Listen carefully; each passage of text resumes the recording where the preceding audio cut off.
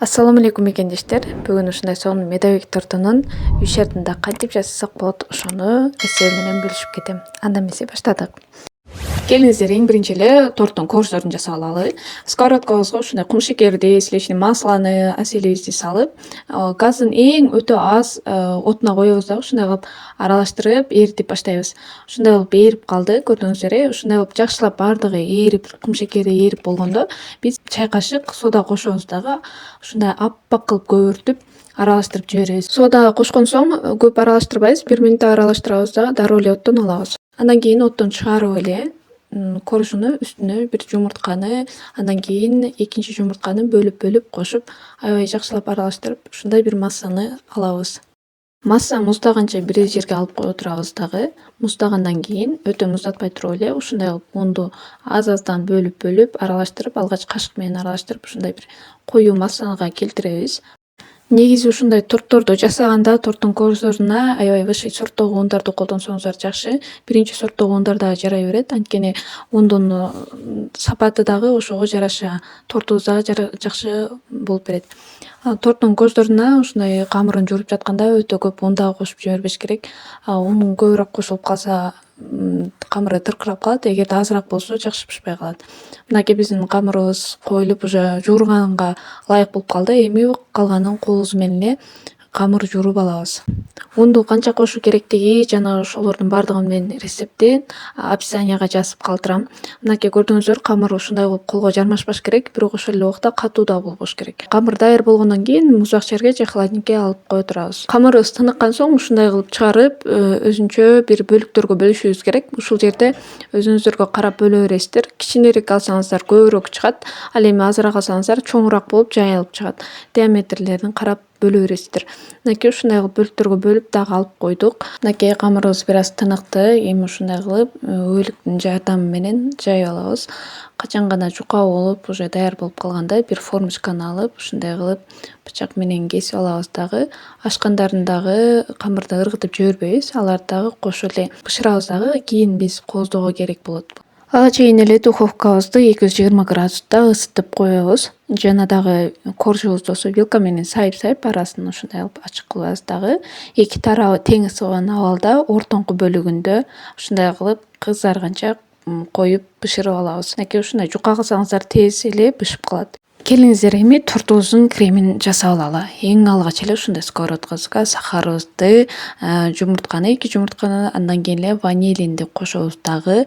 Отун аябай аз кылып туруп, ушундай кылып секинден аралаштырып, сахарыбыз эригенче ушундай кылып бир массада аралаштырып турабыз.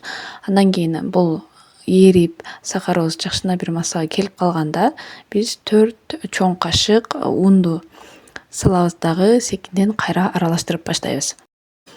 Негизинде медовик торту аябай сабырдуулукту талап кылат, анткени аябай тез аралаштырып, тез колуң таалыганча аралаштырып турбасаң, буларда комочкасы менен былтык болуп, креми да анча окшобой калат. Мынакей биздин массабыз аябай коюланып, видеодо да көрүнүп турат коюланып калганы. Эми болсо бир стакан сүтүбүздү кошобуз дагы, аябай секин аралаштырып, ашып кетпеш керек.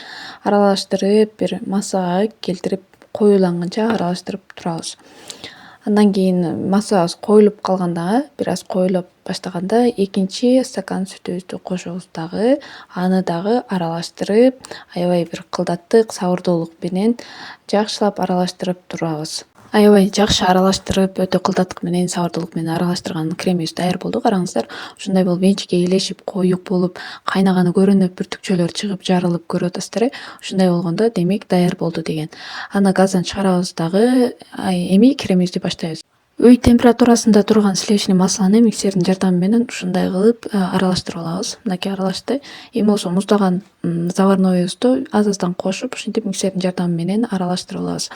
Аябай көпкө чейин аз-аздан бөлүп аралаштырып, бир массага коюу крем чыкканча ушундай кылып аз-аздан бөлүп аралаштыра беребиз. Мынакей караңыздар, биздин заварной кремибиз толугу менен даяр болду. Аябай сонун, коюу, аппак, жыттуу, деги эле үйдөгү жасалган заварной аябай сонун болот эмеспи? Келиңиздер, эми тортубузду биргеликте чогулталы. Эң биринчи эле коржду коебуз, андан кийин эле кремибизди ушундай кылып жайып сыйпап алабыз дагы. Андан кийин эле кайра коржду коюп, биринин үстүнөн бирин аралаштырып кое беребиз дагы. Бизде бир чоң бир торт даяр болот. Башында айтып өткөндөй эле биз көз өлчөмүндө бир аз көбүрөөк азыраак кылып, корждордун көбөйтүп азайтып алсак болот дегенбиз. Сиздер дагы мен описанияга бир торттун рецептин калтырам, бир тортко жете турган рецептти. Сиздер дагы жасап көрүп, андан кийин рецептти өзүңүздөр көбөйтүп же азайтып алсаңыздар болот. Негизинде бул видеодо 11 корж чыкты. Аны экиге бөлбөстөн бир эле торт кылып, ушундай чоң торт кылып койдук. Эсиңиздерде болсо, бул баягы ашып калган камырларды ушундай кылып бир идишке салып аябай майдалап жиберип, эми болсо коозого колдонуп жатабыз. Ушундай кылып үстүнө сээп, жана эки чекерлерине, боорлоруна сээп койсоңуздар медовикторду толугу менен даяр болот.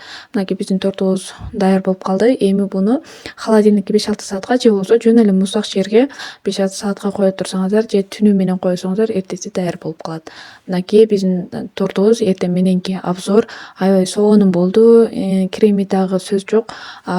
Корждору дагы жумшак болуп, аябай сонун болду. Мынакей биздин каналыбызга катталып, ушул рецепт менен жасап көрүп, отзыв калтырып, комментарийга жазып, биздин каналыбызды өнүктүрүүгө жардам кылып, лайк жана подписка таштаганды унутпаңыздар. Баарыңыздарга көргөнүңүздөр үчүн рахмат. Дагы жаңы рецепт менен көрүшкөнчө жакшы калыңыздар.